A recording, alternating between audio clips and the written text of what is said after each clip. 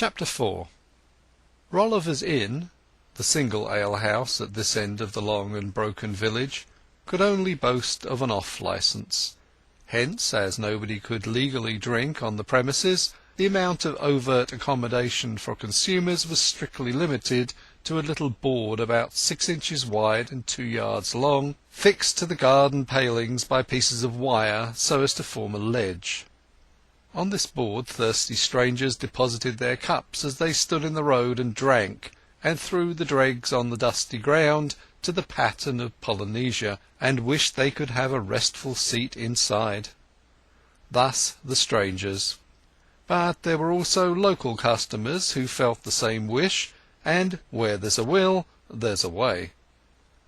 In a large bedroom upstairs, the window of which was thickly curtained with a great woollen shawl lately discarded by the landlady, Mrs. Rolliver, were gathered on this evening nearly a dozen persons, all seeking beatitude. All old inhabitants of the nearer end of Marlott, and frequenters of this retreat.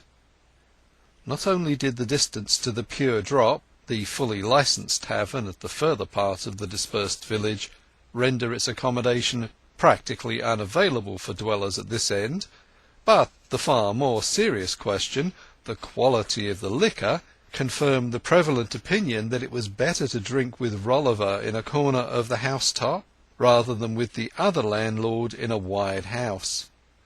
A gaunt four-post bedstead which stood in the room afforded sitting place for several persons gathered around 3 of its sides. A couple more men had elevated themselves on a chest of drawers, another rested on the oak-carved quaffer, 2 on the washstand, another on the stool, and thus all were, somehow, seated at their ease. The stage of mental comfort to which they had arrived by this hour was one wherein their souls expanded beyond their skins, and spread their personalities warm through the room. In this process the chamber and its furniture grew more and more dignified and luxurious. The shawl hanging at the window took upon itself the richness of tapestry. The brass handles of the chest of drawers were as golden knockers, and the carved bedposts seemed to have some kinship with the magnificent pillars of Solomon's temple. Mrs. Durbeyfield, having quickly walked hitherward after parting from Tess, opened the front door, crossed the downstairs room, which was in deep gloom, and then unfastened the stair-door like one whose fingers knew the tricks of the latches well. Her ascent of the crooked staircase was a slower process, and her face, as it rose into the light above the last stair, encountered the gaze of all the party assembled in the bedroom.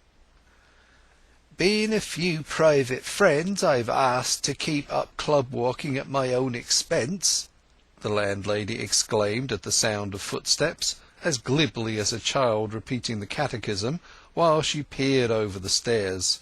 "Oh, 'tis you, Mrs. Durbeyfield. Lord, how you frightened me! I thought it might be some gaffer sent by Government." Mrs. Durbeyfield was welcomed with glances and nods by the remainder of the conclave, and turned to where her husband sat. He was humming absently to himself in a low tone. "I be as good as some folks here and there. I've got a great family vault at Kingsbere sub Greenhill, and finer skeletons than any man in Wessex."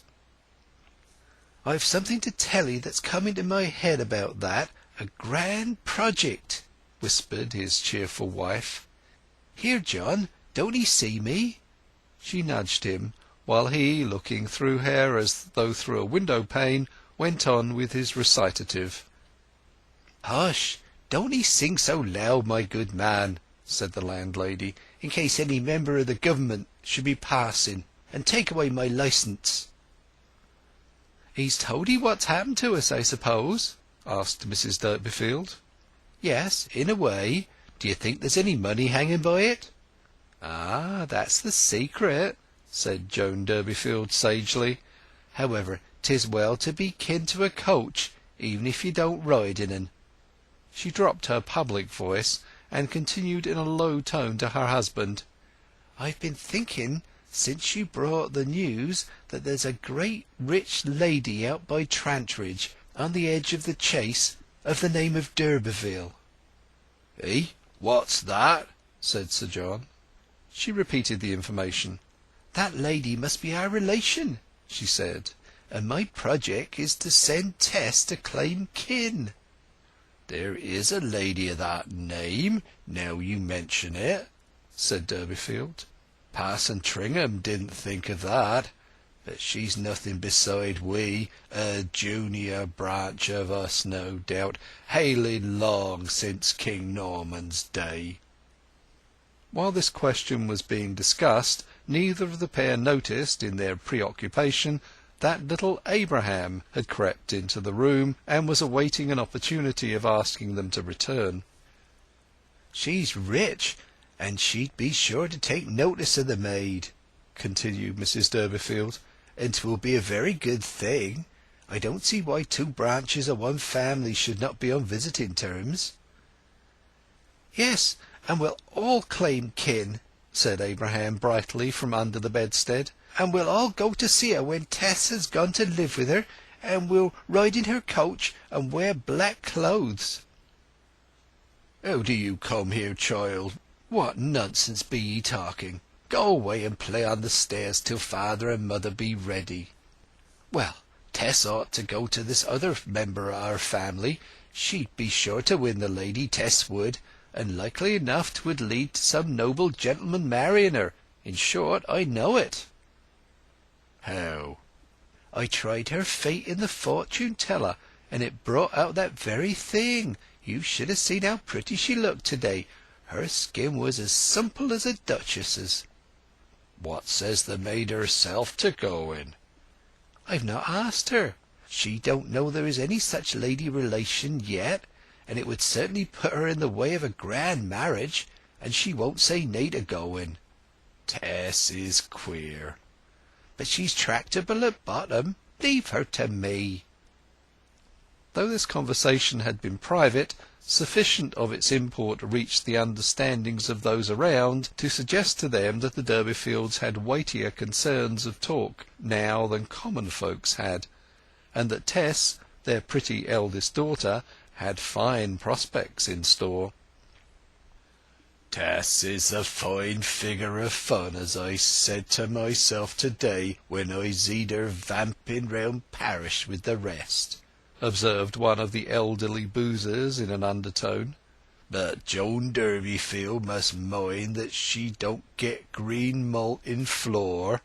It was a local phrase which had a peculiar meaning, and there was no reply. The conversation became inclusive, and presently other footsteps were heard crossing the room below. "Being a few private friends asked in to-night to keep up club walking at my own expense." The landlady had rapidly reused the formula she kept on hand for intruders before she recognized that the newcomer was Tess. Even to her mother's gaze the girl's young features looked sadly out of place amid the alcoholic vapours which floated here as no unsuitable medium for wrinkled middle age, and hardly was a reproachful flash from Tess's dark eyes needed to make her father and mother rise from their seats, hastily finish their ale, and descend the stairs behind her. Mrs. Rolliver's caution followed their footsteps.